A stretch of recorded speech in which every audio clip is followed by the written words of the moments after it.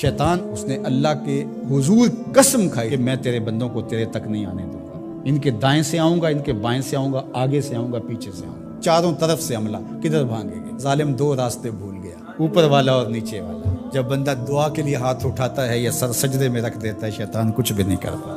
اس نے خود اللہ کے سامنے قسم کی ہے، مجھے تیری عزت کی قسم، ان بندوں کو تیرے تک نہیں آنے دوں گا، چاروں طرفیں گھیر لوں گا۔ تو اس کے بڑے مکر و فریب اور بڑے طریقے۔ مطاف کے اندر کنکروں پر پیشانی رکھ کے ایک بندہ زاروں کے طرح رو رہا ہے اور کیا کہتا ہے، اے اللہ مجھے معاف کر دے، ورنہ قیامت کے دن مجھے نابینا اٹھانا، تیرا کیا تیرے بندوں کا سامنا بھی نہیں کر پاؤں گا۔ اتنے درد سے روتا ہے کہ چلنے والوں کے قدم رکتے ہیں۔ سر پہ کپڑا ڈالا ہے، زاروں کے تار، سسکیاں لے لے کے، ہچکیاں لے لے کے روتا ہے۔ کوئی اس کے پاس کھڑا ہو گیا، اس کی کمر پہ ہاتھ پھیر کے کہتا ہے، حوصلہ رکھ، اللہ بڑا کریم ہے، اللہ معاف کر دے گا۔ خیر جب وہ شخص رو رو کے آہوزاری کر کے اپنے رب کے حضور یہ تمنائیں کر کے اٹھ کے جانے لگا، تو اس شخص کو شوق تھا کہ میں دیکھوں یہ ہے کون۔ اتنا خوف خدا، اتنا ڈر رہا ہے، پتہ نہیں کون ہے، کیا گناہ کر بیٹھا ہے۔ لیکن جب اس صاحب نے سر اٹھایا تو اس کی چیخ نکل گئی، فائزہ ہوا شیخ عبد القادر جیلانی۔ تو یہ زاروں کے تار رونے والا شیخ عبد القادر جیلانی تھا۔ ساری زندگی خدمت خلق میں بسر ہوئی، اللہ کے حکام بجا لاتے ہوئے، لیکن خوف خدا، خشیت الہی کا عالم ہے۔ حضرت جنید بغدادی کے پیر ہیں حضرت سری سکتی رضی اللہ تعالیٰ عنہ، رشتے میں ماموں بھی لگتے ہیں۔ تو حضرت جنید بغدادی کو حضرت سری سکتی رضی اللہ تعالیٰ عنہ نے ایک دن وصیت کی۔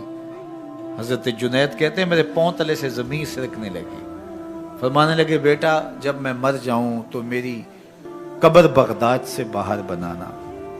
میں نے پوچھا حضرت کیوں؟ لوگ تو بغداد میں دفن ہونے کو ترستے ہیں۔ کہا میری بدعمالیوں کی وجہ سے بغداد کی مٹی میری لاش قبول کرنے سے انکار نہ کر دے۔ الذین یبیتون لربہم سجدا وقیاما، یہ وہ لوگ ہیں جو اپنی راتیں سجدے میں اور قیام میں بسر کرتے ہیں۔ ہم تو 4 نمازیں تسلسل سے پڑھ لیں تو بے نمازیوں کو حقیر سمجھنے لگ جائیں، لیکن یہ کیا ہے، زندگی ذکر و فکر میں گزرتی ہے، سجدہ و قیام میں راتیں بسر ہوتی ہیں، لیکن عرض کیا کرتے ہیں، مالک ہم سے جہنم کا عذاب پھیر دے۔ آؤ میں اور آپ اپنے گریبان میں جھانکیں، اپنے من میں اتریں، اللہ نے ہمیں کتنی نعمتیں عطا کی ہیں، کیا کچھ نہیں عطا کیا۔ ہماری راتیں کیا قیام اور سجدوں میں بسر ہوتی ہیں۔ ہماری 5 نمازیں بھی پوری ہیں، اگر ہماری 5 نمازیں بھی پوری نہیں اور سجدہ و قیام بھی ہمیں نصیب نہیں ہے تو پھر افسوس ہے ہمارے جینے پر۔ جب کسی سے پیار پیدا ہوتا ہے تو پھر یہ آرزو مچلتی ہے کہ میں اس کے ہونٹوں سے سنوں کہ میں تم سے پیار کرتا ہوں۔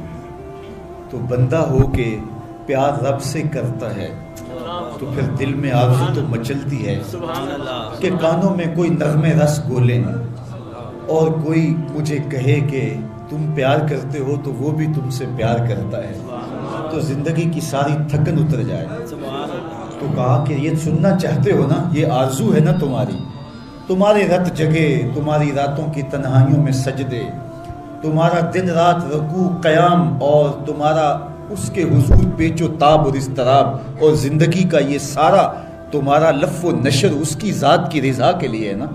تم چاہتے ہو کہ ہمارا رب ہم سے راضی ہو جائے، کبھی کعبے کے چکر کاٹ رہے ہو، کبھی پتھروں کو چوم رہے ہو، حجر اسود کو چوم رہے ہو، کبھی ملتزم پہ لپٹ لپٹ کے آہوزاریاں کرتے ہو، کبھی مطاف میں پیشانی رگڑتے ہو اور کبھی حتیم میں روتے ہو۔ تم اسی تڑپ میں ہو نا، یہی بتانا چاہتے ہو نا کہ ہم تجھ سے پیار کرتے ہیں، یہی بتانا چاہتے ہو نا کہ ہم تجھ سے محبت کرتے ہیں۔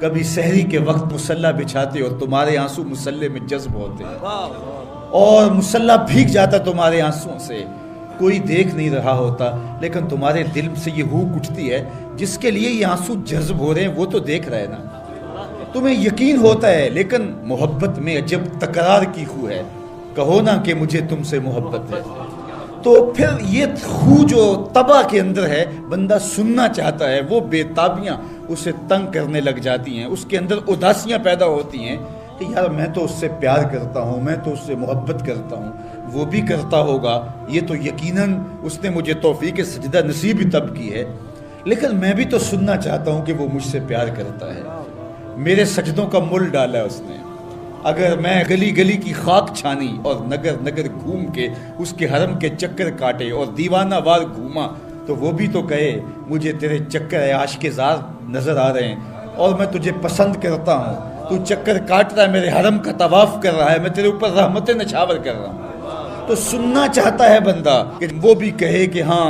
تیری محبت قبول ہوئی، تیری محبت مراد کو پہنچی۔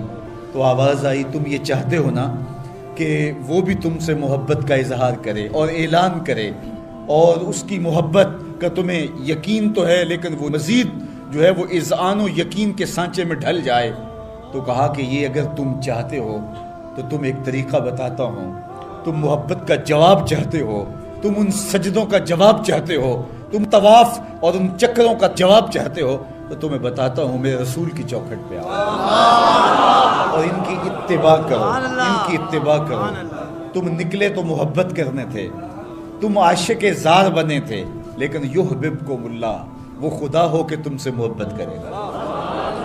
اچھا یہاں میں ایک اور جملہ کہنا چاہوں گا اور وہ یہ کہ یہاں ذکر کیا گیا حضور کی اتباع کا، تو اتباع سے قبل بھی محبت، اتباع کے بعد بھی محبت۔ قل ان کنتم تحبون اللہ فاتبعونی یحببکم اللہ، یعنی اتباع سے پہلے بھی محبت، اتباع کے بعد بھی محبت۔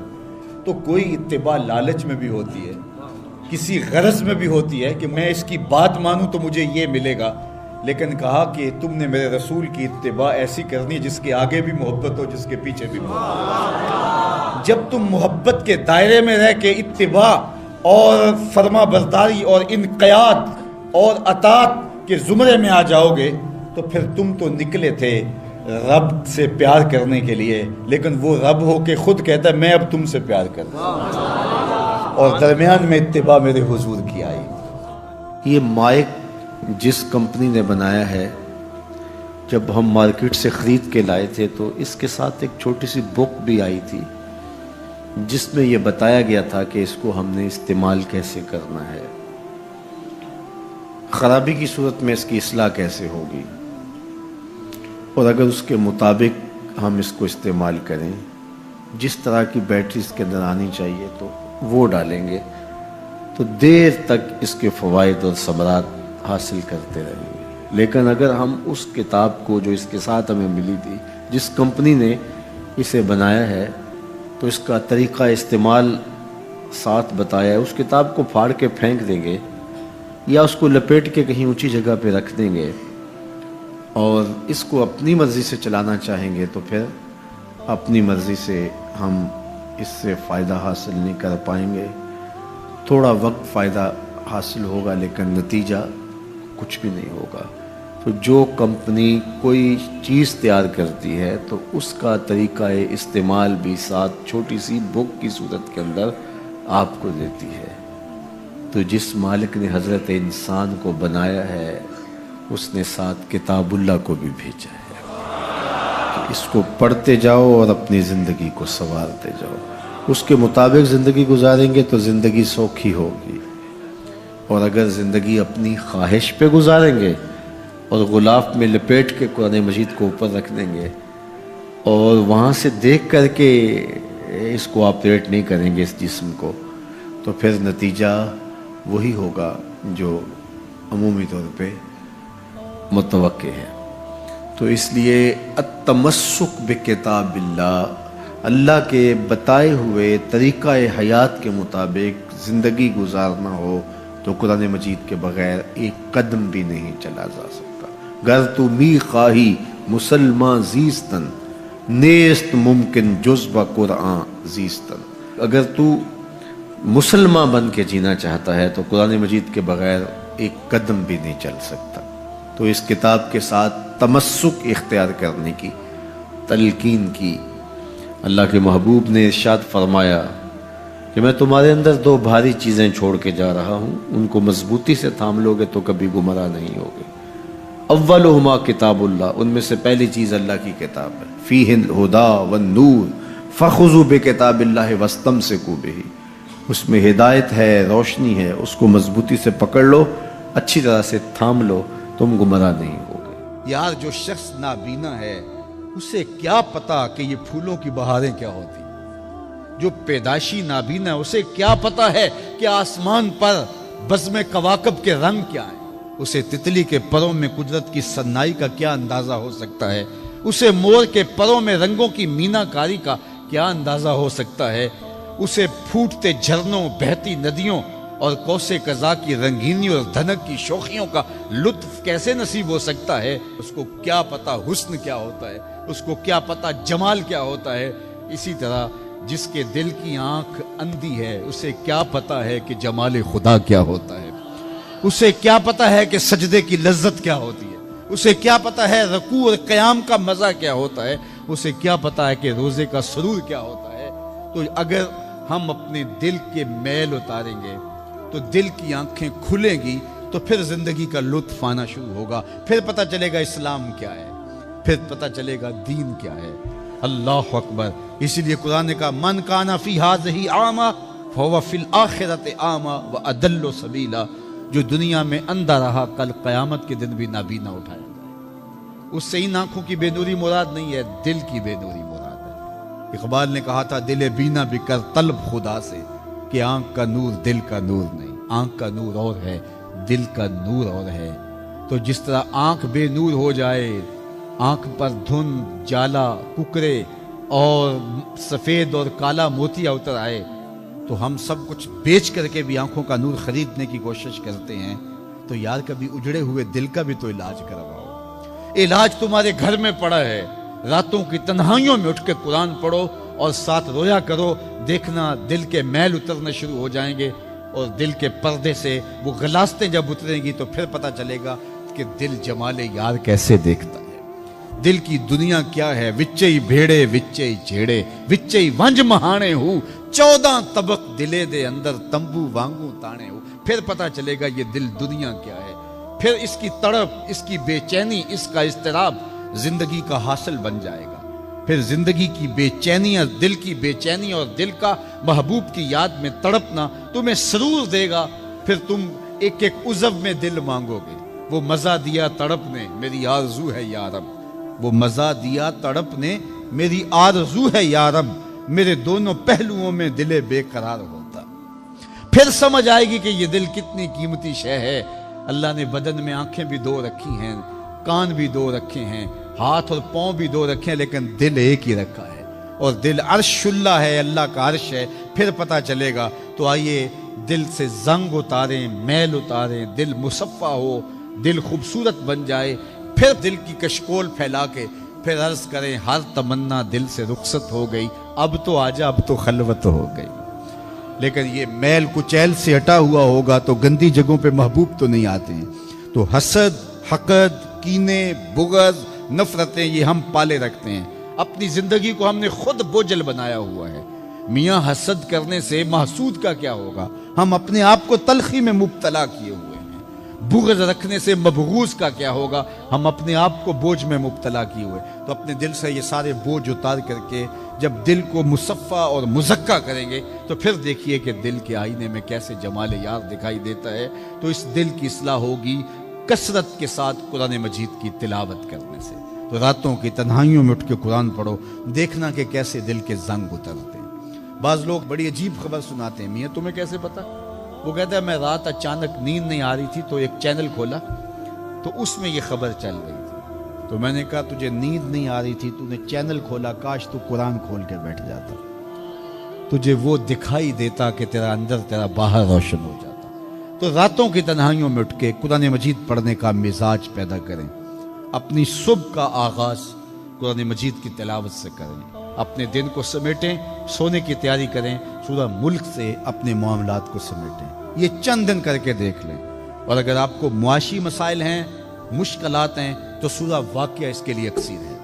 صرف 3 رکوع ہیں، اتنی اکسیر کہ جس کی زندگی میں سورہ واقعہ آ گئی وہ مشکلات میں مبتلا نہیں ہوتا، اللہ اس کے لیے رزق کے دروازے کھول دے۔ مدینے کی گلی سے میرے حضور کا گزر ہوا، ایک ایسا مکان بن رہا تھا جس طرز کے مکان کو حضور پسند نہیں کرتے، تو پوچھا یہ کس کا مکان ہے؟ کہا فلاں انصاری کا۔ حضور گزر گئے، کسی نے اس کو جا کے بتایا حضور تیری گلی سے گزرے تھے، تیرے مکان کو دیکھا، شاید حضور کو پسند نہیں آیا۔ چہرہ بتا رہا تھا حضور کا کہ تیرا مکان اچھا نہیں لگا۔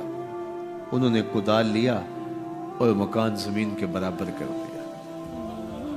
چند دن کے بعد حضور کا پھر گزر ہوا تو دیکھا کہ مٹی کا ڈھیر پڑا ہوا ہے، ملبہ پڑا ہوا ہے۔ کہا اس شخص کو بلاؤ، بلایا گیا، کہا میں گزرا تھا، تیرا مکان بن رہا تھا، اب مٹی کا ڈھیر پڑا ہے۔ حضور میں نے گرا دیا۔ فرمایا کیوں؟ عرض کی سنا تھا آپ کو پسند نہیں، سنا تھا آپ کو پسند نہیں۔ میں اور آپ اپنے اندر اترے اور دیکھیں ہمارا کیا کیا حضور کو پسند۔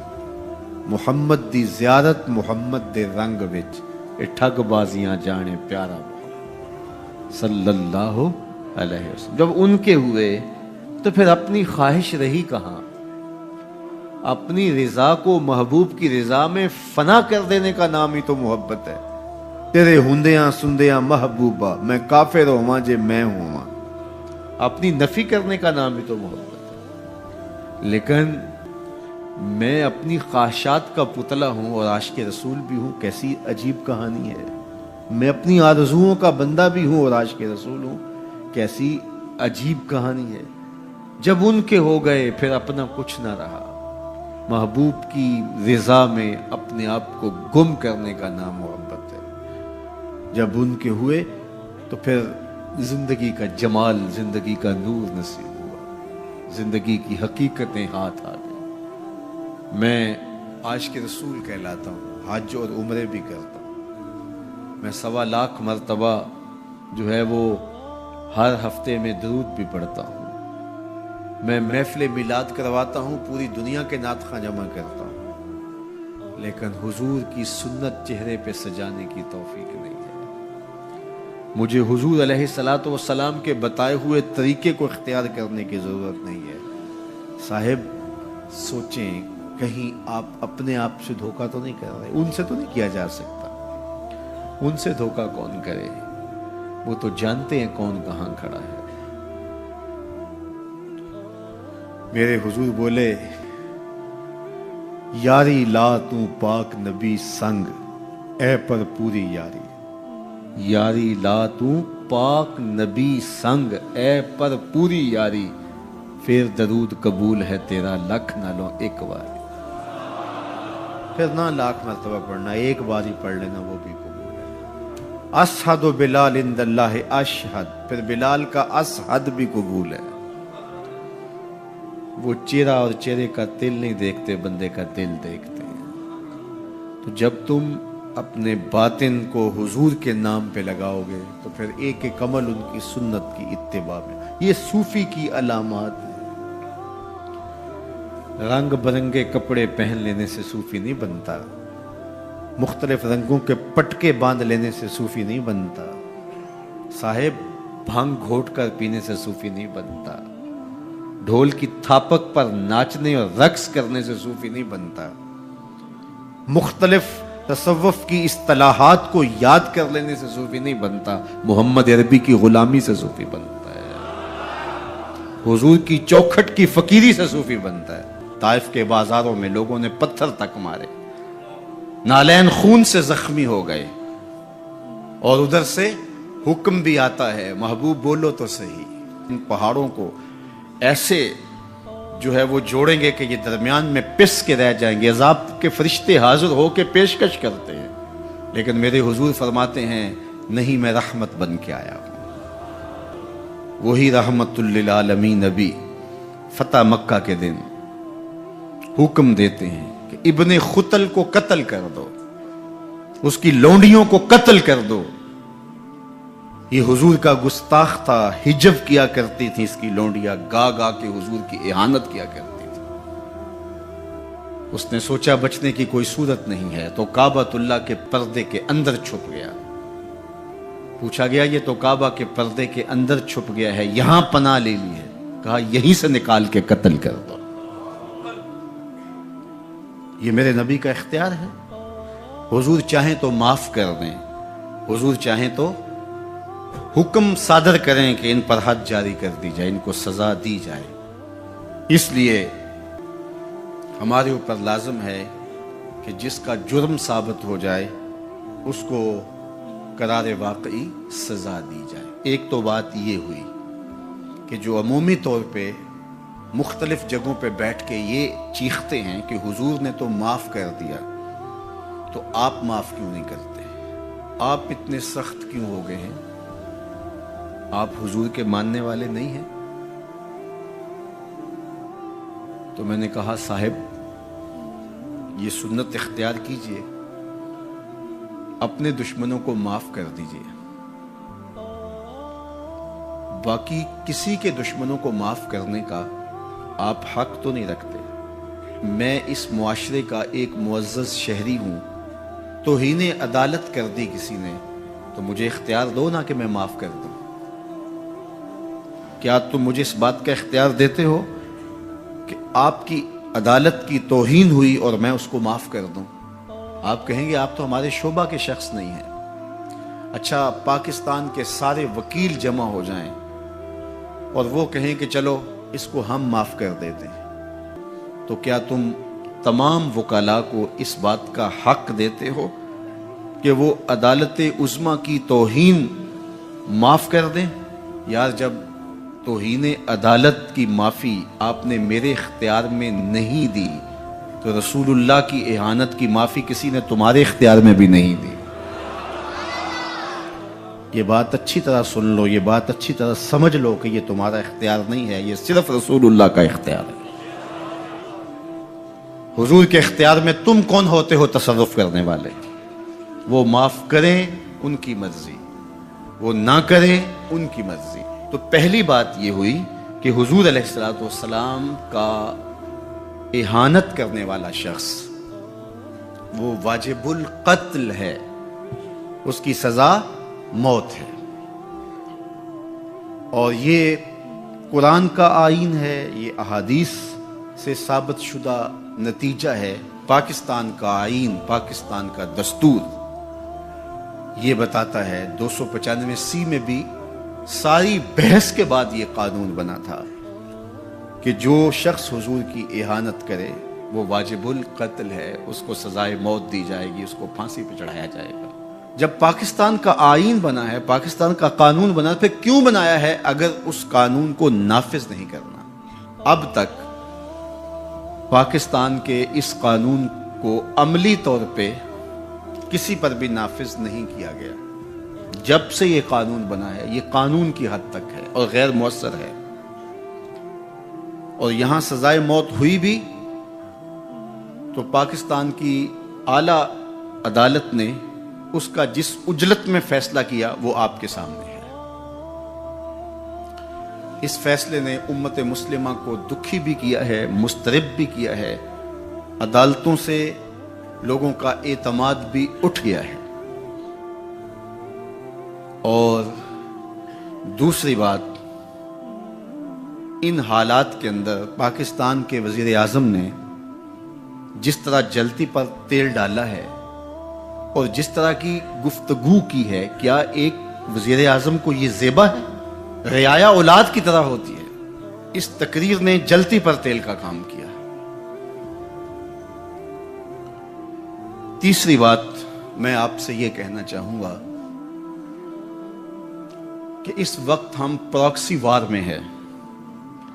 ہمارا دشمن ہمارے وجود کو برداشت نہیں کرتا. ہم ایٹمی قوت ہیں اور وہ ہمیں صفحہ ہستی سے مٹانا چاہتا ہے. پاکستان کے اندر یہ جو آئین 295C ہے, مغرب کو ایک آنکھ نہیں بھاتا اور وہ چاہتے ہیں کہ یہ قانون غیر مؤثر تو ہے ہی ہے, یہ قانون ختم بھی ہو جائے. اور ایک تیر سے وہ کئی شکار کرنا چاہتے ہیں کہ قانون بھی توڑ دیا جائے اور یہ وطن بھی توڑ دیا جائے. لیکن ہمیں سوچنا ہے حضور سے ہمارا رشتہ لازوال ہے اور یہ ملک بھی اپنا ہے.